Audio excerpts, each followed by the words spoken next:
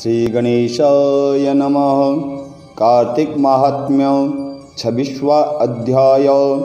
कार्तिक मास महात्म्य का 26वां अध्याय। श्री विष्णु की कृपा से आज तुमको रहा बताए। देवगणों के ऐसे वचन सुनकर धर्मदत्त ने कहा, सब मनुष्य भगवान विष्णु की प्रसन्नता के लिए विधिवत यज्ञ, दान, व्रत, तीर्थ तथा तप आदि करते हैं, किंतु कोई ऐसा सरल उपाय बताओ जिसके करने से इन सब का फल प्राप्त हो। तब देवगणों ने कहा, हे द्विजश्रेष्ठ, आपका प्रश्न बड़ा श्रेष्ठ है। हम आपको भगवान विष्णु को शीघ्र प्रसन्न करने का उपाय बताते हैं। हम इतिहास सहित तुमको प्राचीन वृतांत सुनाते हैं, सावधानी से सुनो। प्राचीन काल में कांचीपुरी में चोल नामक चक्रवर्ती राजा राज्य करता था। उसी के नाम से उसके देश का नाम भी चोल देश ही प्रसिद्ध हुआ।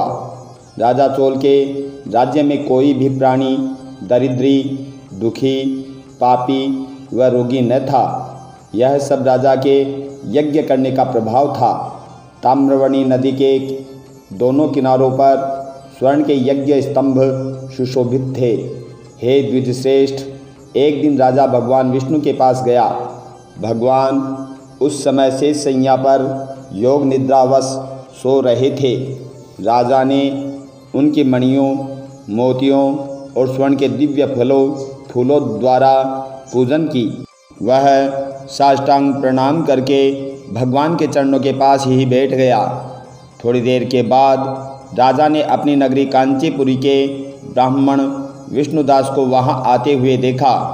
विष्णुदास भगवान की पूजा के लिए तुलसी दल और जल लिए था। विष्णुदास ने वहां आकर भगवान को विष्णु सूक्त मंत्रों द्वारा स्नान कराकर मंजरी तथा तुलसी दलों से उनका विधिपूर्वक पूजन किया। विष्णुदास के चढ़ाए हुए तुलसी दलों से राजा के चढ़ाए हुए मणि, मोती व स्वर्ण के फूल ढक गए।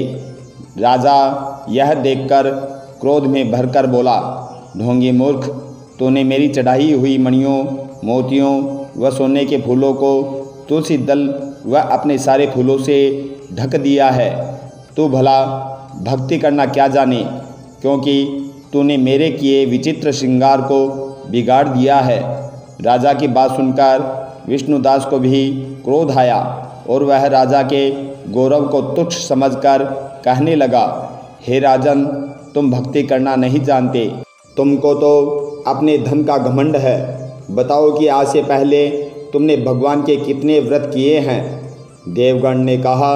ब्राह्मण के ऐसे वचन सुनकर राजा ने घमंड में हंसकर कहा, हे विप्र, भगवान की भक्ति के अभिमान से यदि तू ऐसी बात कर रहा है तो मैं पूछता हूँ, तेरे जैसे भिख मंगे ब्राह्मण में भगवान की भक्ति ही कितनी है, क्योंकि तुमने आज तक भगवान की प्रसन्नता के लिए कुछ भी नहीं किया, न तो कोई मंदिर ही बनवाया है। तुम भला इस प्रकार की भक्ति का जैसे कि तुम कर रहे हो क्या गर्व कर सकते हो।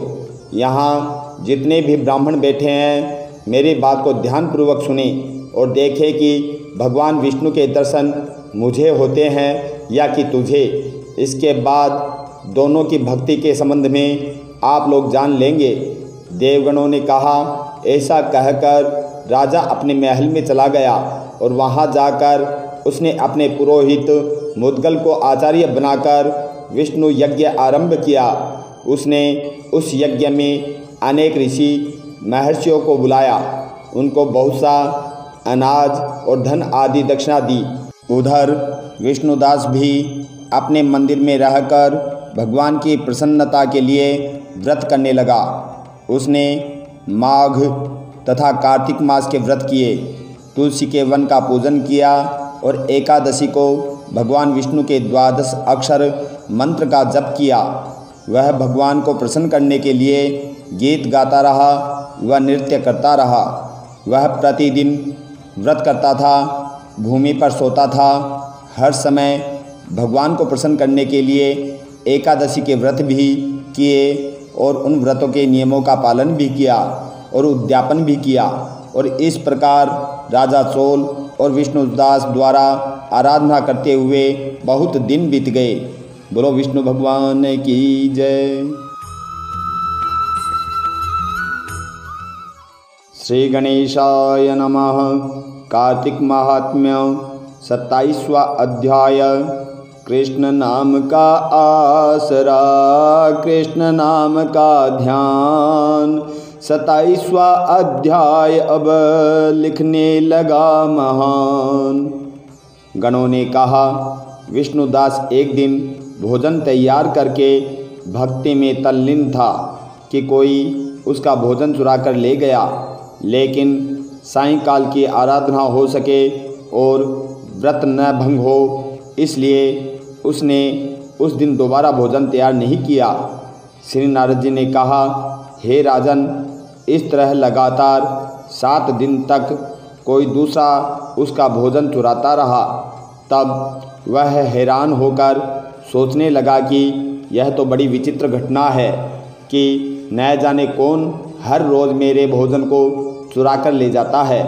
फिर भी इस देव स्थान को छोड़कर नहीं जाना चाहिए।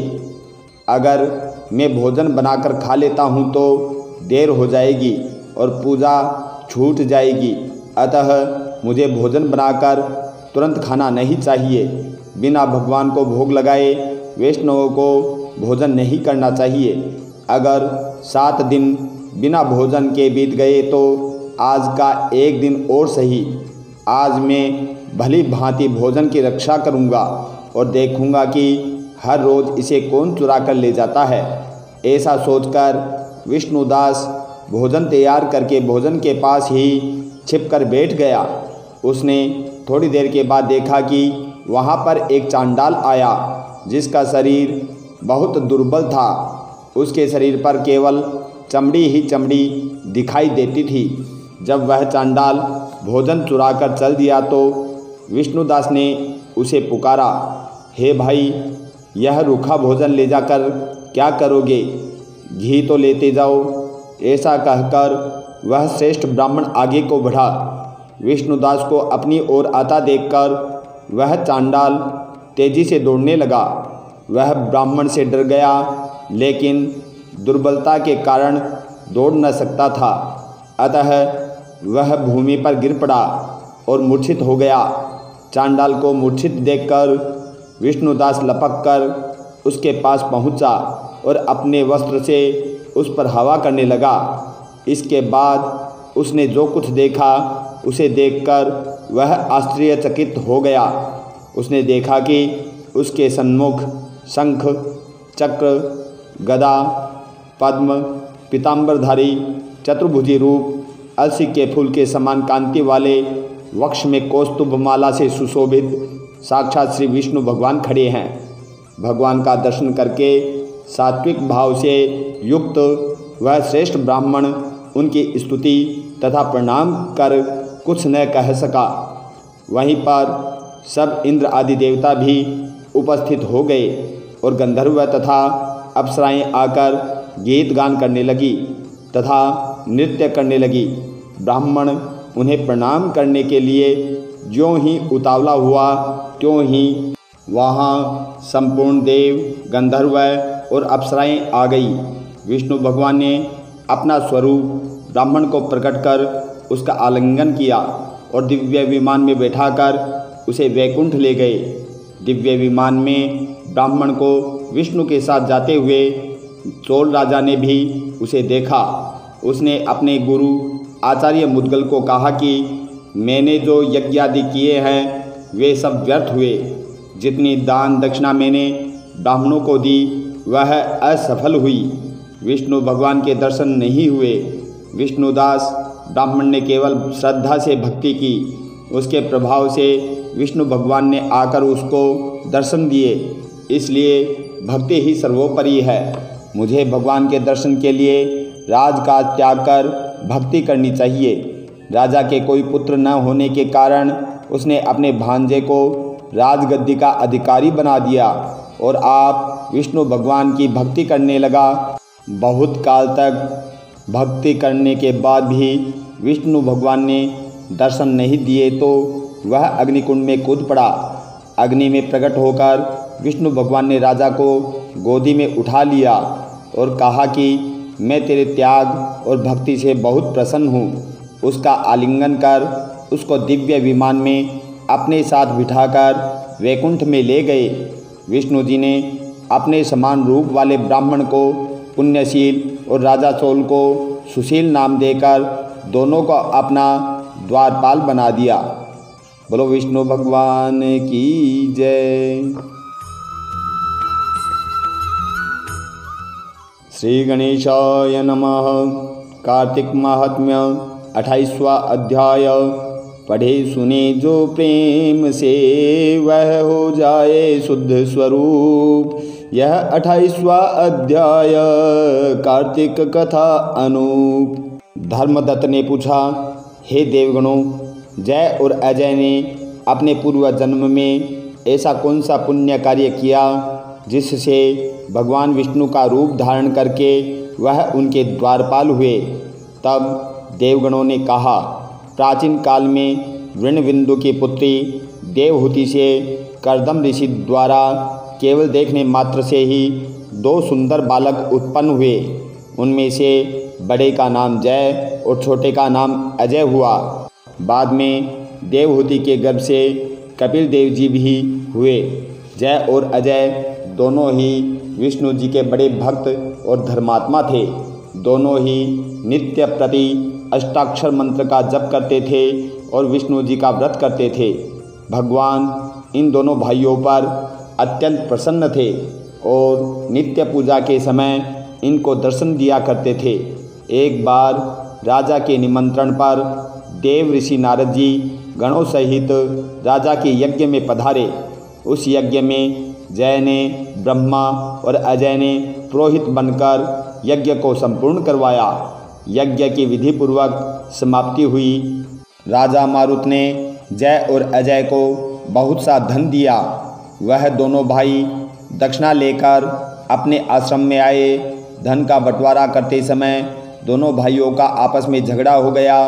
जय ने अजय से कहा कि धन का बराबर बराबर भाग होना चाहिए। अजय ने कहा कि जितना धन जिसको मिला है उतना धन उसी का रहेगा। तब जय ने क्रोध में आकर अजय को श्राप दिया, तुम धन लेकर नहीं देना चाहते हो, इसलिए तुम ग्राह्य हो जाओ। अजय ने जय का श्राप स्वीकार कर लिया और जय को श्राप दिया कि तू अभिमानी है, इसलिए हाथी हो जा। जब नियम पूर्वक दोनों की पूजा के समय भगवान उनको दर्शन देने के लिए आए तो दोनों ने भगवान से श्राप मोचन का उपाय पूछा। दोनों ने प्रभु से कहा, हे देव, हम दोनों आपके भक्त हैं, मगर हम हाथी व ग्राह की योनि में कैसे रहेंगे। हे कृपा सागर, श्राप से हमारा उद्धार कीजिए। भगवान विष्णु ने कहा, मेरे भक्तों की वाणी कभी असत्य नहीं होती। यमराज भी इसको अन्यथा नहीं कर सकते।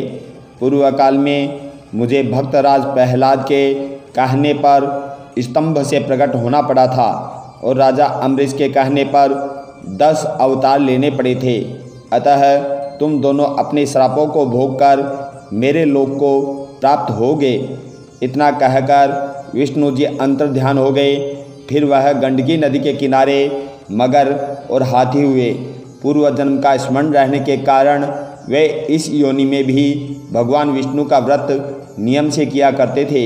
एक दिन कार्तिक मास की पूर्णमासी को वह हाथी स्नान करने को गंडकी नदी में गया। तब पिछले जन्म का श्राप स्मरण करके मगर ने हाथी का पांव पकड़ लिया तो हाथी ने भी विष्णु जी का स्मरण किया। फिर क्या था, तुरंत ही शंख चक्र गदा पद्मधारी भगवान विष्णु ने अपने सुदर्शन चक्र द्वारा उन दोनों को अपने जैसा रूप देकर उन्हें वैकुंठ में ले गए। उसी दिन से उस स्थान का नाम हरिक्षेत्र प्रसिद्ध है। चक्र के आघात से वहाँ के पत्थरों में भी चिन्ह बन गए। वह दोनों जय और अजय नाम से आज तक संसार में प्रसिद्ध है। हे प्रिय, आपने विष्णु जी के द्वारपालों के संबंध में जो प्रश्न किया था उसका विस्तृत उत्तर मैंने दे दिया है।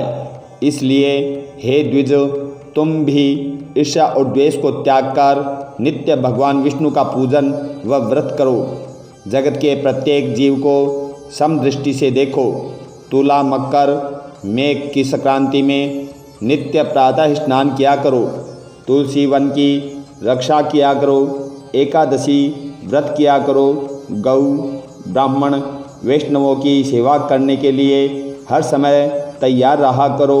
व्रत करने वालों को मसूर की दाल और बैंगन के साग को कदापि प्रयोग न करना चाहिए।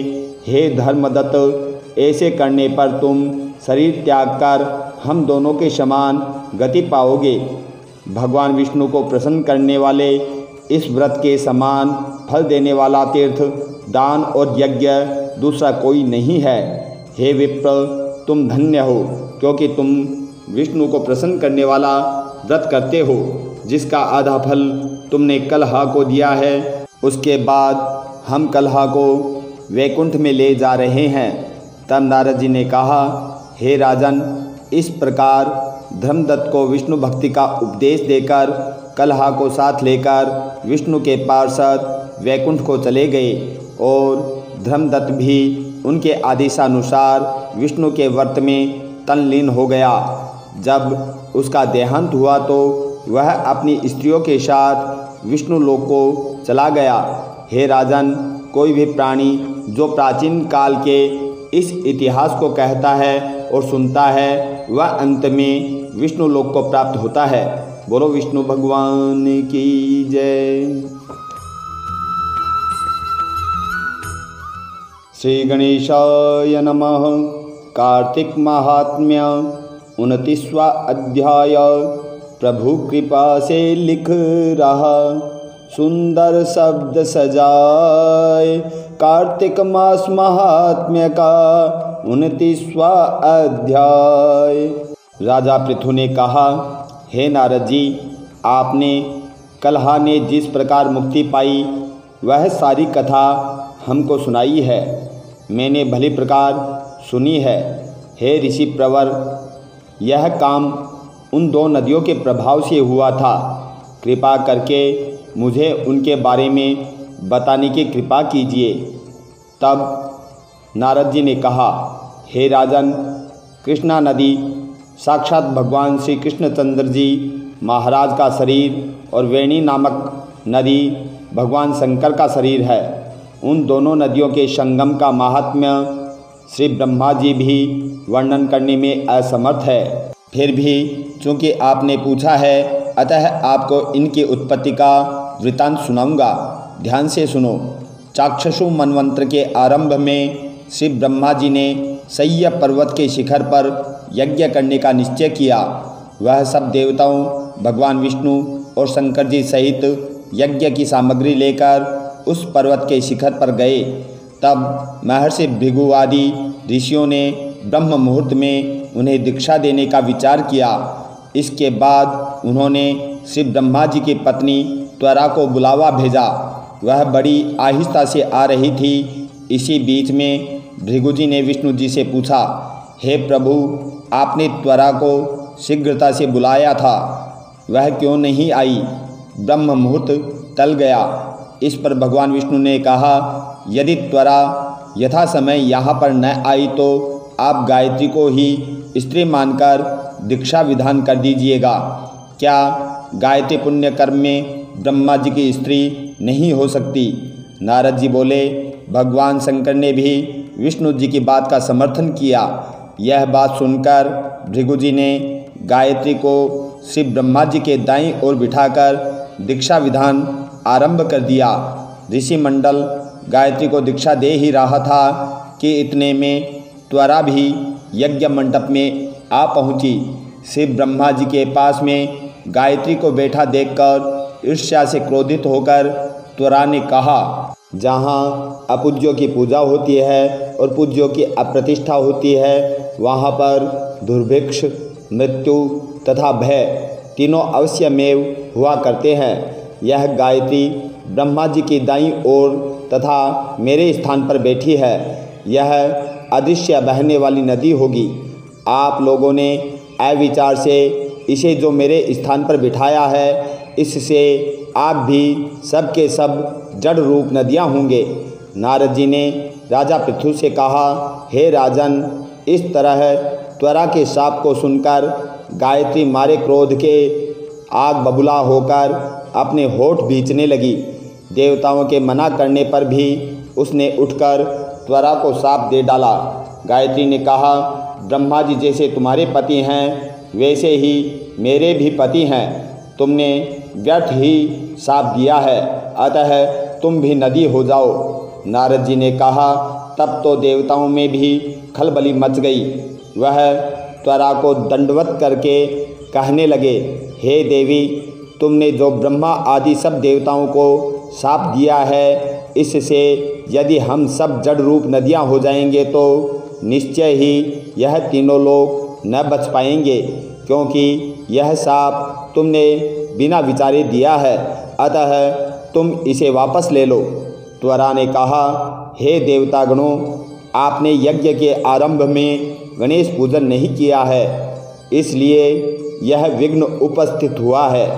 मेरा यह शाप कभी खाली नहीं जा सकता, इसलिए आप सब अपने अंगों से जड़ीभूत होकर अवश्यमेव नदियाँ बनोगे। हम दोनों सोते भी अपने अपने अंशों से पश्चिम से बहने वाली नदियाँ बनेंगी। नारद जी ने राजा पृथु से कहा, त्वरा के वचन सुनकर सभी देवता विष्णु शंकर आदि अपने अपने अंशों से नदियाँ बन गए। भगवान विष्णु के अंश से कृष्णा, भगवान शंकर के अंश से वेणी तथा श्री ब्रह्मा जी के अंश से ककुदम्बती नाम वाली नदियाँ उत्पन्न हो गई। सभी देवताओं ने अपने अंशों को जड़ बनाकर वहीं सह्य पर्वत पर फेंक दिया। फिर उन दोनों के अंश अलग अलग नदियों के रूप में बहने लगे। देवताओं के अंशों से हजारों की संख्या में पश्चिम वाहिनी नदियाँ उत्पन्न हो गई। गायत्री और त्वरा दोनों पश्चिम वाहिनी नदियाँ होकर एक साथ बहने लगी। उन दोनों का नाम सावित्री पड़ा। श्री ब्रह्मा जी ने यज्ञ स्थल पर भगवान विष्णु और शंकर जी की स्थापना की। दोनों देवता महाबल तथा अति बल के नाम से विख्यात हुए। हे राजन, कृष्णा और वेणी नदी की उत्पत्ति का यह वर्णन जो मनुष्य सुनेगा, उसे नदियों के दर्शन और स्नान का फल प्राप्त होगा। बोलो विष्णु भगवान की जय। श्री गणेशाय नमः। कार्तिक महात्म्य 30वां अध्याय। कार्तिक मास की कथा करती भव से पार। 30वां अध्याय लिखूं हुई हरि कृपा अपार। भगवान श्री कृष्ण ने कहा, हे प्रिय, नारद जी के वचन सुनकर महाराज पृथु बड़े विस्मित हुए। अंत में उन्होंने नारद जी का पूजन करके उनको विदा किया। इसलिए माघ, कार्तिक और एकादशी यह 3 व्रत मुझे अत्यधिक प्रिय हैं। वनस्पतियों में तुलसी, महीनों में कार्तिक, तिथियों में एकादशी और क्षेत्रों में श्री प्रयाग मुझे बहुत प्रिय हैं। जो प्राणी जितेंद्रिय होकर इनका सेवन करता है, वह यज्ञ करने वाले मनुष्य से भी अधिक प्रिय लगता है। जो प्राणी विधि से इनकी सेवा करते हैं, उनके मेरे अनुग्रह से सब पाप दूर हो जाते हैं। भगवान श्री कृष्ण के वचन सुनकर सत्यभामा ने कहा, हे नाथ, आपने यह बात बड़ी आश्चर्यजनक कही है कि दूसरे के दिए पुण्य के फल से कलह की मुक्ति हो गई। यह प्रभावशाली कार्तिक मास आपको अधिक प्रिय है, जिससे पतिद्रोह का पाप केवल स्नान के पुण्य से ही नष्ट हो गया। दूसरे मनुष्य द्वारा किया हुआ पुण्य उनके देने से कैसे मिल सकता है, यह आप मुझे बतलाइए। तब भगवान श्री कृष्ण ने कहा, बिना दिया हुआ पुण्य और पाप जिस क्रम द्वारा मिलता है, सो सुनो। सतयुग में देश, ग्राम तथा कुलों को दिया पुण्य या पाप मिलता था, किंतु कली युग में केवल कर्ता को ही पाप और पुण्य का फल भोगना पड़ता है। संसर्ग न करने पर भी वह व्यवस्था की गई और संसर्ग से जैसे पाप व पुण्य दूसरों को मिलते हैं, उसकी व्यवस्था भी सुनो। पढ़ाना, यज्ञ कराना और एक साथ भोजन करने से पाप पुण्य का आधा फल मिलता है। एक आसन पर बैठने तथा सवारी पर चढ़ने से, श्वास के आने से जाने से पुण्य व पाप का चौथा भाग प्राणी मात्र को मिलता है। स्पर्श करने, भोजन करने, दूसरे की स्तुति करने से पुण्य और पाप का छठवां भाग मिलता है। दर्शन करने, सुनने तथा ध्यान करने से मनुष्य को पुण्य और पाप का 10वां अंश मिलता है। दूसरे की निंदा, चुगली और धिक्कार करने से उसका 7वां भाग मिलता है। पुण्य करने वाले मनुष्यों की जो सेवा करता है, वह सेवा करके उसके पुण्य का आधा भाग लेता है। नौकर और शिष्य के अतिरिक्त जो मनुष्य दूसरे से सेवा करवाकर उसे पैसे नहीं देता है, वह सेवक उसके पुण्य का भागी होता है। पंक्ति में बैठे हुए भोजन करने वाले की पत्तल जो व्यक्ति लांघता है, वह उसे जिसकी पत्तल उसने लांघी है अपने पुण्य का 6ठा भाग देता है। स्नान तथा ध्यान आदि करते समय मनुष्य से जो व्यक्ति बातचीत करता है या उसे स्पर्श करता है, वह अपने पुण्य का 6ठा भाग दे डालता है। जो मनुष्य धर्म के काम के लिए दूसरों से धन मांगता है, पुण्य का भागी होता है।